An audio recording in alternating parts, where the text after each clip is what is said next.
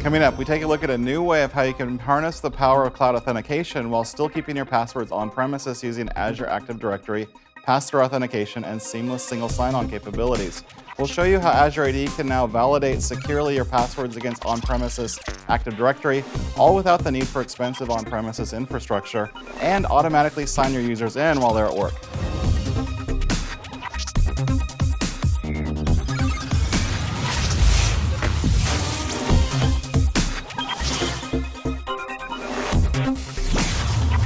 We're joined today by Swaroop from the Azure Active Directory team. Welcome. Thanks for having me on the show. So let's start with pass-through authentication. So is it fair to think of this as an authentication bridge? Yes, that's fair. But the big thing here is with the release of this bridge, any company, small or large, can now adopt cloud authentication. So that's a pretty bold statement, but what do you actually mean by that? Sure. The control plane for security and access control is moving from the network layer to identity. That's why more and more of you are using Azure AD, not just for user sign-in, but for other things such as password management in the cloud, group-based assignments to applications, publishing on-premises applications to the cloud, conditional access policies, and so on. Now, with pass authentication, you get all of that, but you get to keep your passwords on premises. They don't need to leave your internal organizational boundary.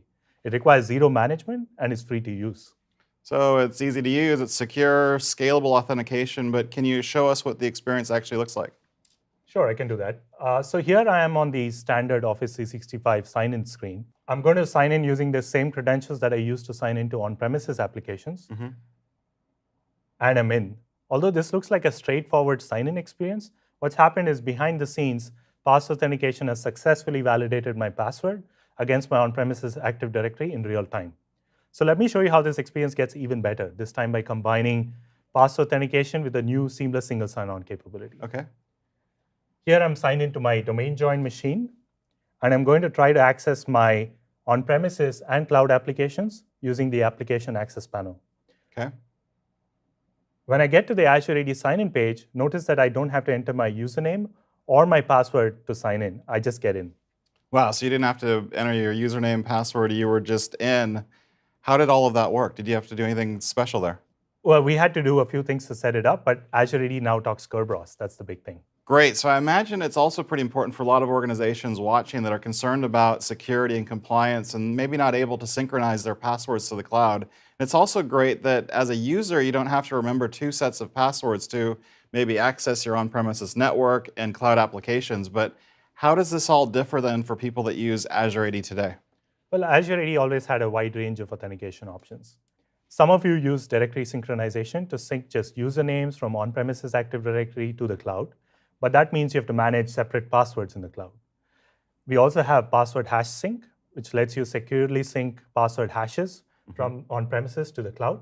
That works really well for many of you. In both these cases, authentication happens in the cloud. If you wanted authentication to happen on-premises, your primary option was to use federation with ADFS. But this needs additional infrastructure and network configuration on-prem. It works great if you're trying to support other diverse forms of authentication beyond passwords, such as smart cards and third-party multi-factor authentication providers.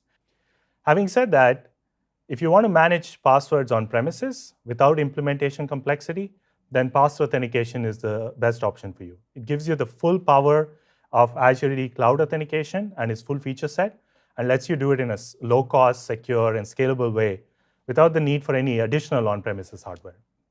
So let me show you how pass authentication works. We start by installing a lightweight on-premises agent on the same server as Azure AD Connect. We recommend that you install additional agents on other servers to get high availability of sign-in requests. Okay. You can install these agents on domain controllers too, for example. Now, these agents require zero management and will auto-update. When the user enters their username and password on the Azure AD sign-in page, our service actually encrypts the password using a public key and then places the username and encrypted password on a queue for validation. One of your agents on-prem makes an outbound call from your network to retrieve the username and encrypted password. So that must mean then that it's using kind of a listening mechanism for outbound HTTPS calls over port 443. That means there's no inbound calls then coming through the firewall? Yes, that's right. So actually what happens next is the agent decrypts the password using a private key that only it has access to and tries to validate it against the on-premises Active Directory. Now, the result of this, which is returned by the domain controller, success or failure, is returned back to the agent, which then forwards it up to Azure AD. Azure AD then decides what to do with it. If multi-factor authentication is enabled, the user's challenged for it. If not, the user's just signed into the application. So you really are then building a bridge, basically, that goes between your on-premises infrastructure and the cloud. And as you showed, the experience gets even better using seamless single sign-on. But how did that work? So let's take the use case of a user on a domain joined machine inside the corporate network trying to access a cloud application. During setup, Azure AD Connect creates a computer account representing Azure AD inside your on-premises Active Directory. Now, when the user visits the Azure AD sign-in page, we use JavaScript to request for a Kerberos ticket for the computer account. Now, this user's machine having line of sight to the domain controller lets it acquire the Kerberos ticket. Now, the ticket includes the identity of the user and is then forwarded up to Azure AD. Azure AD reviews that ticket and decides what to do with it. And if everything looks good, signs the user in silently. No password required, and you didn't need to do Azure AD join. This works on Windows 7, Windows 8 devices, even Macs, and across all major browsers. So let me show you how the setup experience works. Here I'm running Azure AD Connect. When I run the wizard, I should make sure to choose the custom installation path instead of express settings. At this point, we end up installing a few of our required components for sync, and we'll get to the user sign-in page in a second. When you get to the user sign-in page, you need to choose pass authentication and check this box to enable seamless single sign-on. Okay. Of course, I still need to finish all my directory synchronization steps as before. So this will be familiar if you've run this tool before. Right, that's right. For example, in this case, I'm connecting up to the woodgrove.online Active Directory using my enterprise domain credentials to actually start the sync configuration process. Okay. Then I figure out how do users sign into Azure AD by choosing the UPN. And then I figure out what kind of domains and OUs I want to sync, and basically just select the default settings for other options. Okay. However, when I get to the optional features page, I need to make sure that the password synchronization is disabled because you don't want password hashes flowing into the cloud. Makes sense. Now, it is at this stage that Azure AD Connect uses my domain admin credentials to actually create that computer account representing Azure AD that I talked about when we were talking about seamless single sign-on. And finally, at the end of the wizard, this is when we get ready to install the pass authentication agent, enable the two features on the tenant, and also configure all of the sync that is required to make this work end-to-end. Okay, so it's just about completed there, it looks like. So those are all Azure AD Connect settings. Anything that I need to do then on my endpoint outside of the kind of these server-side settings?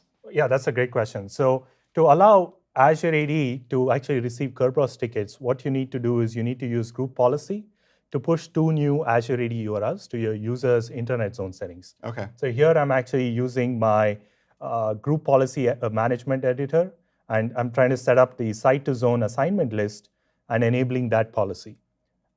As part of enabling that policy, you see that I've entered these two new Azure AD login URLs. These are the same URLs for every customer, and the value 1 there represents the internet zone. All right, so now all this is running as a service. Is there anything that I need to do in terms of monitoring this in the Azure portal? Yeah, so to verify that everything looks good, you can actually go into the Azure portal, click on the Azure AD Connect plate, and check that the two features are showing up as enabled. You can click on the pass authentication link here to check the status of the agent that we just installed.